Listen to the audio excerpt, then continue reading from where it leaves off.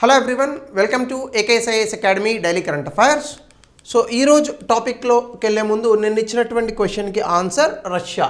So ఇందులో పెద్దగా చెప్పేదేం లేదు, it's a direct question. If you are looking for UPSC admissions, అట్లాగనే group 1 and group 2 both AP and Telangana in both mediums English and Telugu, మీకు వివరాలు కావాలని అనుకుంటే దయచేసి కింద నెంబర్కి కాల్ చేయండి. ఇక ఈరోజు టాపిక్ యథావిధిగా ఆర్బీఐ ఎక్స్పెక్ట్ చేసినట్టుగానే రెపో రేట్ని కట్ చేసింది. 0.25 బేసిస్ పాయింట్స్ తగ్గించింది. దీంట్లో భాగంగా రేపు రాబోయేటటువంటి రోజుల్లో రుణాలు అనేటటువంటివి కాస్త తక్కువ వడ్డీకే దొరుకుతాయి.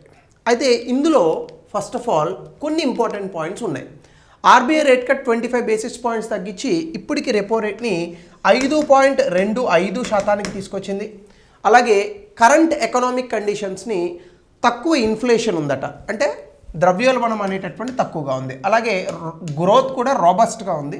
సో దీన్నే గోల్డీలాక్స్ పీరియడ్ అనేటటువంటి ఒక పేరుతో అభివర్ణించింది. ఈ టాపిక్ 2023లో కూడా మనకు ఒకసారి వినిపించింది. మళ్ళా ఇటీవల కాలంలో ఆగస్ట్ 2025లో వినిపించింది. మళ్ళీ ఇప్పుడు ఇది కూడా మనం లాస్ట్లో చూద్దాం.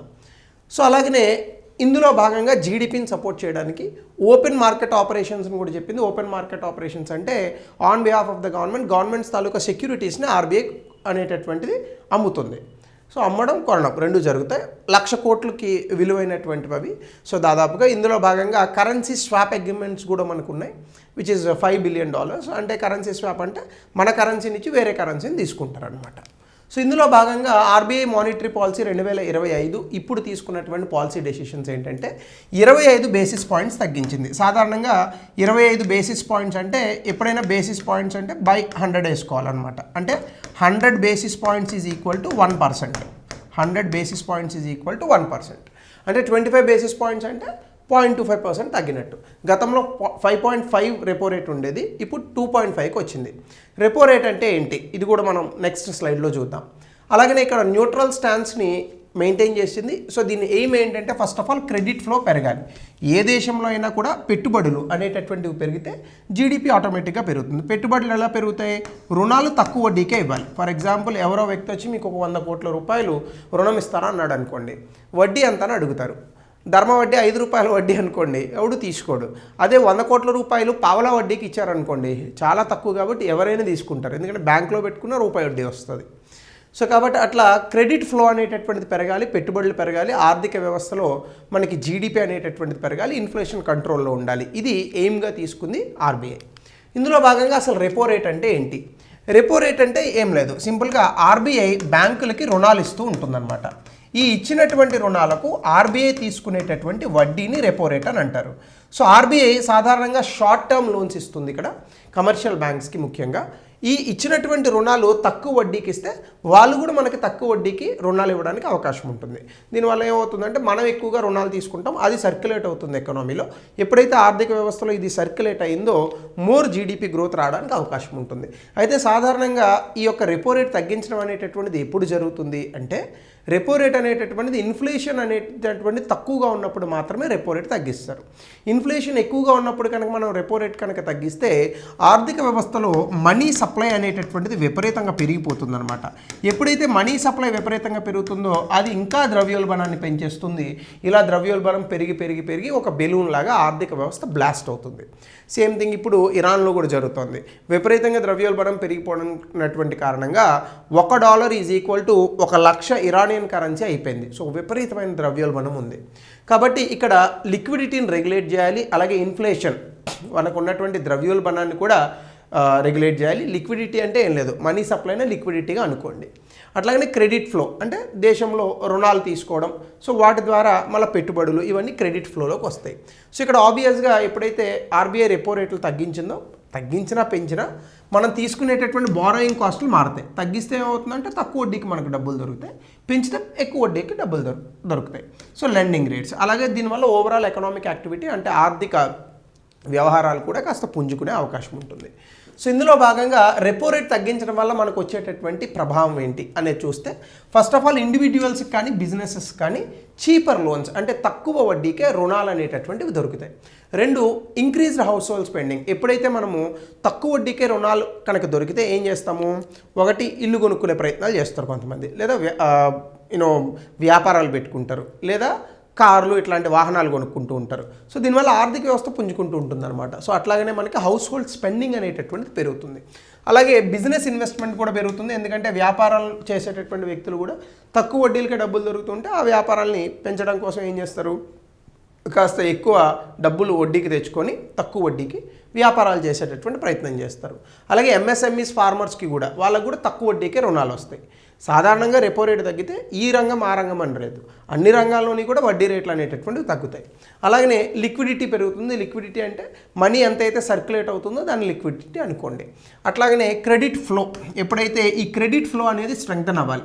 సాధారణంగా మన దేశంలో క్రెడిట్ ఫ్లో అనేటటువంటిది ఆర్గనైజ్డ్ సెక్టర్ అంటే సంఘటిత రంగంలో ఉద్యోగాలు చేసేటటువంటి వ్యక్తులకు మాత్రమే రుణాలు దొరుకుతూ ఉంటాయి. ఇప్పుడు ఫర్ ఎగ్జాంపుల్ మీరు ఒక షాప్ పెట్టుకున్నారనుకోండి, ఆ షాప్కి ఏం రిజిస్ట్రేషన్స్ అవి లేవు, ఒక పల్లెటూరులో షాప్ పెట్టుకున్నారు, కానీ బాగా లాగుతోంది ఆ షాపు, మీకు నెలకి 1,00,000 రూపాయల ఆదాయం ఆ షాప్ మీద వస్తుంది అనుకోండి, అయినా కూడా మీకు రుణాలు ఇయ్యరు. అదే మీకు ఒక 50,000 రూపాయల శాలరీ ఉంది, కానీ ఆ శాలరీ కరెక్ట్గా పర్ఫెక్ట్గా అకౌంట్లో పడుతుంది, దానికి పిఎఫ్లు సిఎఫ్లు డిఎఫ్లు ఇవన్నీ ఉన్నాయనుకోండి, మీకు వెంటనే రుణాలు వస్తాయి. ఇప్పుడు ఇదే కదా బయట జరుగుతుంది, మీకు క్రెడిట్ స్కోర్ ఉండాలి, పాన్ కార్డు ఉండాలి, అకౌంట్లో పడాలి, ఫామ్ 16 ఉండాలి, ఇవన్నీ. సో అట్లాగనే మనకి జీడిపి గ్రోత్ పెరగడానికి, కన్జ్యూమర్ కాన్ఫిడెన్స్ పెరగడానికి కూడా ఈ యొక్క రెపో రేట్ తగ్గింపు అనేటటువంటిది చాలా ఉపయోగపడుతుంది. అట్లానే ఒకవేళ రెపో రేట్ పెంచితే, ఇప్పుడు తగ్గించారు కాబట్టి సరిపోయింది, కాంట్రాస్ట్ ఆలోచిద్దాం. ఒకవేళ పెంచితే కన్జ్యూమర్స్కి బిజినెస్కి అంటే సాధారణంగా ఈ రుణాలు తీసుకునేటటువంటి వ్యక్తులకి వ్యక్తిగతంగా కానీ వ్యాపారాలకు కానీ ఎక్కువ వడ్డీకి రుణాలు దొరుకుతాయి. ఎవడు ఎక్కువ వడ్డీకి రుణాలు తీసుకోడు. ఇప్పుడు ఈ మధ్యకాలంలో బయట 3 రూపాయలకి 4 రూపాయలకి కూడా తీసుకుంటున్నారు, కానీ that's a different thing. But జనరల్గా అయితే ఎక్కువ వడ్డీకి రుణాలు తీసుకోకూడదు. ఇప్పుడు ఫర్ ఎగ్జాంపుల్ మనం ఒక 1 కోటి రూపాయలు డబ్బులు తెచ్చాం అనుకోండి, ఇప్పుడు ఈ 1 కోటి రూపాయలు మనం వ్యాపారం చేస్తే ఈ 1 కోటి రూపాయల మీద మనకి 20% ఆదాయం వస్తుంది అనుకోండి. 20% ఆదాయం వస్తుంది అంటే 1 కోటి రూపాయల మీద మీకు సంవత్సరానికి 20% అంటే ఎంత, 20 లక్షలు వస్తుంది. అదే మీరు ఈ 1 కోటి రూపాయలని 3 రూపాయల వడ్డీకి తెచ్చారనుకోండి, 36%. అంటే వడ్డీ ఎంత అయింది 1 కోటి రూపాయలకి, 36 లక్షలు అయింది. నీకు వచ్చేదేమో 20 లక్షలు, పోయేదేమో 36 లక్షలు. ఏం ఉపయోగం దానివల్ల? సో ఇట్లా లెక్క పెట్టుకోవాలి. మనం వడ్డీకి తేవడం తప్పు కాదు, వడ్డీకి తెచ్చిన దాని మీద వడ్డీ పోను మనం డబ్బు ఏమైనా సంపాదిస్తున్నామా, ఇది చూడగలగాలి. సో కాబట్టి ఇది జనరల్గా మనకి ఎప్పుడైతే వడ్డీ రేట్లు పెరుగుతాయో కన్జ్యూమర్స్ అండ్ బిజినెస్ ఎక్కువగా రుణాలు తీసుకోరు. రెండో పాయింట్ ఏంటంటే ఎప్పుడు వడ్డీ రేట్లు పెంచుతారు. విపరీతమైన ద్రవ్యోల్బణం ఉన్నప్పుడు ఆ ద్రవ్యోల్బణాన్ని అరికట్టడానికి వడ్డీ రేట్లు పెంచుతారు. అది ఎలా సాధ్యం? ఎప్పుడైనా మనం గుర్తుపెట్టుకోవాల్సింది, ద్రవ్యోల్బణం అంటే ఇన్ఫ్లేషన్ అనేటటువంటిది ఎప్పుడు పెరుగుతుంది, మనీ సప్లై ఎక్కువ ఉన్నప్పుడు పెరుగుతుంది. అంటే మనుషుల దగ్గర ఎక్కువ డబ్బు ఉందనుకోండి, ఎక్కువ వస్తువులు కొనడానికి ప్రయత్నిస్తాం, దానివల్ల డిమాండ్ పెరుగుతుంది, దానివల్ల ఇన్ఫ్లేషన్ పెరుగుతుంది. ఇప్పుడు మనందరి దగ్గర ఒక్కొక్క 100 కోట్ల రూపాయలు ఉన్నాయనుకోండి, ఏం చేస్తాం మనందరం? కార్లు కొంటాం, అందరూ కొంటారు కార్లు, అందరూ నగలు కొంటారు, అందరూ ఇల్లు కొంటారు, అందరూ అన్నీ కొంటుంటే డిమాండ్ పెరిగిపోదు. సో కార్లకి, నగలకి, ఇళ్ళకి పూర్తిగా డిమాండ్ పెరుగుతుంది, sky rocketing of the prices అవుతాయి. సో అలా మనీ సప్లై పెరిగితే ఇన్ఫ్లేషన్ పెరుగుతుంది. అదే మనం వడ్డీ రేట్లను పెంచామనుకోండి, రుణాలు తీసుకోవడం తగ్గిపోతుంది కాబట్టి మనీ సప్లై తగ్గుతుంది, మనీ సప్లై తగ్గితే ఇన్ఫ్లేషన్ తగ్గుతుంది. ఇది అలా బ్యాలెన్స్ చేసుకుంటూ వెళ్ళాలి ఆర్థిక వ్యవస్థ. అదే చేస్తుంది ఆర్బీఐ. అలాగనే క్రెడిట్ గ్రోత్ అంటే అప్పులు తీసుకోవడం అనేటటువంటి తగ్గుతుంది. అలాగే ఎకనామీ ఓవర్ హీటింగ్, ఎప్పుడైనా గుర్తుపెట్టుకోండి, ఎకనామీ పెరుగుతుందా లేదా అది ఎంత ఇంపార్టెంటో ద్రవ్యోల్బణం కంట్రోల్లో ఉందా లేదా అది చాలా ఇంపార్టెంట్. ఆర్థిక వ్యవస్థ పెరుగుతూ ద్రవ్యోల్బణం కూడా పెరిగితే దానికి ఆ పెరుగుదలకి ఏ ఉపయోగం లేదు. ఆర్థిక వ్యవస్థ పెరగాలి, ద్రవ్యోల్బణం అనేటటువంటిది నియంత్రణలో ఉండాలి. సో ఇది మనం చూడాల్సినటువంటి మెయిన్ ఇంపార్టెంట్ ఇష్యూ. అలాగనే ఫారెన్ ఇన్వెస్ట్మెంట్స్ని అట్రాక్ట్ చేస్తుంది, రూపీని స్ట్రెంగ్థెన్ చేస్తుంది. ఎప్పుడైనా రూపీ బలపడాలంటే ఇంట్రెస్ట్ రేట్లు పెంచాలి. ఎందుకంటే ఇంట్రెస్ట్ రేట్లు పెంచితే మనకి రూపీ బలపడుతుంది కాబట్టి సాధారణంగా ఈ ఆర్థిక వ్యవస్థ మీద నమ్మకంతో వేరే వాళ్ళు వచ్చి పెట్టుబడులు పెడుతూ ఉంటారు. అలాగే సేవింగ్స్ ఎక్కువగా చేస్తారు, ఎందుకంటే ఎక్కువ వడ్డీ రేట్లు బ్యాంకులు ఇస్తాయి కాబట్టి మన దగ్గర ఉన్న డబ్బును కూడా పట్టుకెళ్ళి బ్యాంకులో పెడతాం. సో దీనివల్ల స్టెబిలిటీ, ఆర్థిక వ్యవస్థకి స్థిరత్వం వస్తుంది, కానీ జీడిపి మాత్రం తగ్గుతుంది. సో అట్లాగనే మానిటరీ పాలసీ కమిటీ అని ఒకటి ఉంటుంది. ఈ మానిటరీ పాలసీ కమిటీ ప్రతి 2 నెలలకు ఒకసారి, దీన్నే మనం బై మంత్లీ పాలసీ అని అంటాం. By monthly policy. ఈ బై మంత్లీ పాలసీ రెస్పాన్సిబుల్ దేనికి? రెపో రేటు, సిఆర్ఆర్, ఎస్ఎల్ఆర్ ఇవన్నీ ఎంత ఉండాలి అనేటటువంటి నిర్ధారిస్తూ ఉంటారు. సో ఇందులో మనకి సాధారణంగా చూస్తే 4 సార్లు కనీసం ఒక సంవత్సరంలో కలవాలి. మన వాళ్ళైతే పర్వాలేదు 6 సార్లు కూడా ఇస్తున్నారు, ప్రతి 2 నెలలకు ఒకసారి ఇస్తున్నారు. సో ఇందులో మనకి మెంబర్స్ కూడా 6 మెంబర్స్ ఉంటారు. ఒకరు RBI governor, 2 deputy governor, 3 RBI official, 3 government nominate చేయబడినటువంటి ఎకనామీ రిలేటెడ్ ఎక్స్పర్ట్స్ ఉంటారు. వీళ్ళు నిర్ణయాన్ని తీసుకుంటారు. ఒకవేళ నిర్ణయంలో ఏదైనా అనిశ్చితి వస్తే కాస్టింగ్ ఓటు కూడా గవర్నర్కి ఉంటుంది. దీని మీద నేను ఆల్రెడీ చాలా క్లాసెస్ చేశాను మానిటరీ పాలసీ కమిటీ మీద, దయచేసి ప్రీవియస్ క్లాసెస్ని చూడండి. ఇక గోల్డీలాక్స్ ఎకనామీ, మనకి గోల్డీలాక్స్ జోన్ తెలుసు. అంటే ఫర్ ఎగ్జాంపుల్ భూమి ఉంటుంది, సూర్యుడు ఉన్నాడు అనుకోండి, సూర్యుడికి దగ్గరలో మనకి మెర్క్యూరీ, వీనస్, అర్త్, మార్స్ ఇలా ఉంటాయి కదా. అర్త్ కరెక్ట్ పొజిషన్లో ఉంది, అంటే బాగా వేడిగా ఉండదు, బాగా చల్లగా ఉండదు. జీవకోటి బ్రతకడానికి అనుయోగ్యమైనటువంటి వాతావరణాన్ని ఈ గోల్డీలాక్స్ జోనే సృష్టిస్తుంది. అయితే గోల్డీలాక్స్ ఎకనామీ అంటే ఏంటి? గోల్డీలాక్స్ ఎకనామీ అనేది ఏంటంటే ఎకనామీ ఈజ్ జస్ట్ రైట్, అంటే ఎకనామీ ఒక పర్ఫెక్ట్ పొజిషన్లో ఉంటే దాన్ని గోల్డీలాక్స్ ఎకనామీ అని అంటారు. అంటే దాని అర్థం ఏంటి? ఎక్స్ట్రీమ్స్ ఏమీ ఉండవు. సింపుల్గా గోల్డీలాక్స్ అండ్ 3 బేర్స్ అని ఒక చిల్డ్రన్ స్టోరీ ఉంటుంది, అందులోంచే ఈ పర్టికులర్ పదం అనేటటువంటిది వచ్చిందనమాట. ఇదేంటంటే ఒక ఆర్థిక వ్యవస్థ అద్భుతంగా పర్ఫెక్ట్గా ఉండడానికి, కానీ ట్రంప్ ఏమో మన ఆర్థిక వ్యవస్థని డెడ్ ఎకనామీ అంటుండు, కానీ మన ఆర్బీఐ ఏమో పర్ఫెక్ట్ ఎకనామీ ఉంటుంది. పర్ఫెక్ట్ ఎకనామీ అంటే ఏంటి? ఎంప్లాయ్మెంట్ ఫుల్గా ఉండాలి, ఆర్థిక స్థిరత్వం ఉండాలి, ద్రవ్యోల్బణం తక్కువగా ఉండాలి, ఆర్థిక ప్రగతి అంటే ఆర్థిక వృద్ధి బాగా వేగంగా ఉండకూడదు, బాగా స్లోగా ఉండకూడదు, మిడిల్లో ఉండాలి. సో దీన్ని గోల్డీలాక్స్ ఎకనామీ అని అంటారు. అంటే ఫర్ ఎగ్జాంపుల్ గ్రోత్ స్టడీ ఉండాలి టు అవాయిడ్ రెసిషన్, అంటే ఆ యొక్క ఆర్థిక వ్యవస్థలో ఏ కారణం చేత కూడా ఆర్థిక మాంద్యం వచ్చే పరిస్థితుల్లో ఉండకూడదు. అలాగే హై ఇన్ఫ్లేషన్, విపరీతమైనటువంటి ద్రవ్యోల్బణం వచ్చేటటువంటి పరిస్థితుల్లో కూడా ఆర్థిక వ్యవస్థ ఉండకూడదు. అంటే సింపుల్గా చెప్పాలంటే ఒక ఆర్థిక వ్యవస్థ పర్ఫెక్ట్గా ఉండాలి. సో దాన్ని గోల్డీలాక్స్ ఎకనామీ అని అంటారు. సో అయితే ఈ గోల్డీలాక్స్ ఎకనామీ కొన్ని ఫీచర్స్ ఉంటాయి. ఏంటంటే బ్యాలెన్స్డ్ గ్రోత్, అంటే ఆర్థిక వృద్ధి బ్యాలెన్స్డ్గా ఉండాలి, తక్కువ ద్రవ్యోల్బణం ఉండాలి, అలాగే అధిక ఎంప్లాయ్మెంట్ ఇన్ ద సెన్స్ అందరికీ ఉద్యోగాలు ఉండాలి. అలాగనే ఎకనామీ ఓవర్ హీటింగ్, రెసిషన్ రెండు ఉండకూడదు, అంటే విపరీతంగా ఎకనామీ పరిగెత్తి అలిసిపోయేటట్టు ఉండకూడదు, అలానే ఆర్థిక మాంద్యంలోనే ఉండకూడదు, సమానంగా ఉండాలి. అంటే సమ్వేర్ 8% జీడిపి, 7% జీడిపి అలా ఉండాలి. ఇప్పుడు ఆర్బీఐ కూడా చెప్తోంది కదా 2026లో 7.6% జీడిపి వచ్చే అవకాశం ఉందని చెప్తోంది. అలాగే వడ్డీ రేట్లు కూడా స్టేబుల్గా ఉండాలి, ఇన్ఫ్లేషన్ మోడరేట్గా ఉండాలి. సో ఇవన్నీ కూడా ఎప్పుడైతే వడ్డీ రేట్లు స్టేబుల్గా ఉండి ఇన్ఫ్లేషన్ మోడరేట్గా ఉందో విదేశాల నుంచి వచ్చి పెట్టుబడులు పెడతారు. సో దానివల్ల మనకి ఇన్వెస్ట్మెంట్స్ పెరుగుతాయి. అయితే ఈ ఫేజ్ చాలా టెంపరీగా ఉంటుందన్నమాట. ఎందుకంటే సాధారణంగానే మనకు business cycles up and down ఉంటాయి, మన లైఫ్లోనే అప్ అండ్ డౌన్స్ ఉంటాయి. ఒక రోడ్డు మీద వెళ్తున్నాం అనుకోండి, ఒకసారి అప్ వస్తుంది, ఒకసారి డౌన్ వస్తుంది, ఒకసారి స్పీడ్ బ్రేకర్ వస్తుంది. That is what life is also about. That also applies to an economy. So ఇది కూడా మనం గుర్తుపెట్టుకోవాలి. సో గవర్నమెంట్ దీనికి సంబంధించి కొన్ని నిర్ణయాలు తీసుకుంటూ ఉంటుంది. ఎందుకంటే దీని ఎంత లాంగ్ టర్మ్ ఎఫెక్ట్ ఉంటే, అంటే ఇట్లా గోల్డీలాక్స్ జోన్ ఎంత లాంగ్ టర్మ్ ఉంటే ఆర్థిక వ్యవస్థకి అంతకు మంచిది. చైనాకైతే అది దాదాపుగా 1980ల నుండి 2005 వరకు దాదాపు ఒక 25 నుంచి 30 సంవత్సరాల పాటు గోల్డీలాక్స్ జోన్లో చైనా పరిగెత్తింది. అంత వేగంగా పరిగెత్తింది కాబట్టి ఈరోజు చైనా అంత అద్భుత స్థితిలో నిలిచింది. సో అట్లానే సెంట్రల్ బ్యాంక్ కూడా ఇక్కడ కొన్ని బ్యాలెన్స్లు మెయింటైన్ చేస్తూ ఉంటుంది, ఇంట్రెస్ట్ రేట్స్ని అడ్జస్ట్ చేసి ఎట్లయినా ద్రవ్యోల్బణాన్ని కంట్రోల్ చేస్తూ ఉంటుంది. సో ఇది మనము గోల్డీలాక్స్ జోన్ అని అంటాం. అయితే ఇప్పుడు గోల్డీలాక్స్ ఇల్యూజన్లో మనకు కొన్ని సవాళ్ళు ఉన్నాయని చెప్తున్నారు కొంతమంది ఆర్థికవేత్తలు. అవేంటో చూద్దాం. ఇండియాని గోల్డీలాక్స్ ఎకనామీ అని అంటున్నారు. ఎందుకు అంటున్నారు?